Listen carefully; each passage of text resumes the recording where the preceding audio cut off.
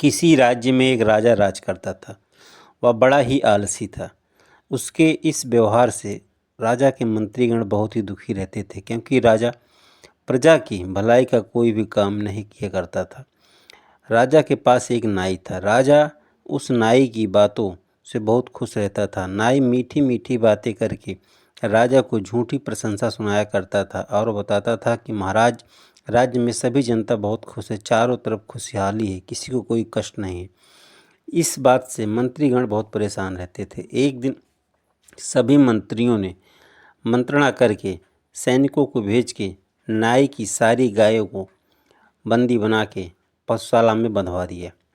इससे अब नाई को खाने के लिए दूध, दही और घी नहीं मिलता था। जब नाई को यह बात पता चला कि यह काम मंत्रियों का षड्यंत्र के द्वारा किया गया है, तब नाई मंत्री की अकल ठिकाने लगाने के लिए अगली सुबह राज दरबार में जाता है और महाराज से कहता है, महाराज, आज सपने में स्वर्गीय महाराज जी आए थे और वह अपने प्रिय प्रधानमंत्री को मिलना चाहते हैं, इसलिए उन्होंने कहा है कि प्रधानमंत्री को स्वर्ग भेजा जाए। राजा कहते हैं, यह कैसे संभव है? नाई कहता है, महाराज, राजा जी का आदेश है कि इसको चिता पर लिटा के आग लगा दिया जाए। यह स्वर्ग में आएगा, मुझसे मिलेगा, उसके बाद पुनः ये धरती पे वापस चले जाएंगे। राजा यह बात सुन के बहुत खुश होता है और मंत्री को आदेश देता है, तुम्हें कल स्वर्ग जाना है। मंत्री यह बात सुन के बहुत भयभीत होते हैं, परंतु वह अपने गुप्तचरों की मदद से रात में ही एक सुरंग का निर्माण कराते हैं जो शमशान घाट से लेके जंगलों तक जाती थी। यह बात का ज्ञान किसी को नहीं था। यह कार्य बहुत ही रहस्यमय और गुप्त तरीके से किया जाता है। सारा काम रात को ही संपन्न कर दिया जाता है। अगली सुबह चिता की तैयारी होती है और चिता पे ज्यों ही मंत्री को बिठाया जाता है, मंत्री चिता के बीच से सरकता हुआ गुफा के माध्यम से जंगल की तरफ चल देता है और जब चिता को आग लगाई जाती है तो चिता जलने लगती है। यह देख के नाई बहुत ही प्रसन्न होता है, मन मन बहुत खुश होता है और कहता है कि मुझसे पंगा लेने का यह परिणाम है।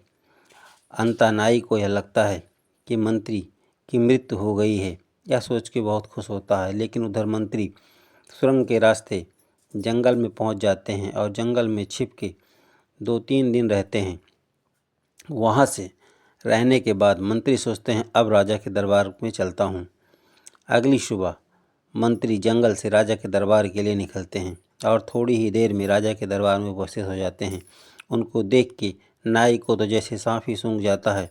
अब वह कुछ कह तो सकता नहीं था। राजा पूछते हैं, हाँ भाई मंत्री वापस आ गए? मंत्री कहते हैं, जी महाराज वापस आ गया। बोलते हैं राजा, बताओ हमारे पिताजी का क्या हाल चाल है? मंत्री कहते हैं, महाराज वहाँ सब कुछ ठीक है, किसी चीज़ की कमी नहीं है। राजा जी को केवल 2 दुख है।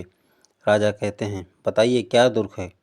कहते हैं, पहला दुख तो ये है, राजा जी ने कहा कि आपने तुलादान बंद करा दिया है, जो महाराज अपने जीवन काल में प्रत्येक महीने कराते थे। जब से आप सत्ता में आए हैं, आपने दान बंद कर दिया है। इससे महाराज बहुत दुखी हैं।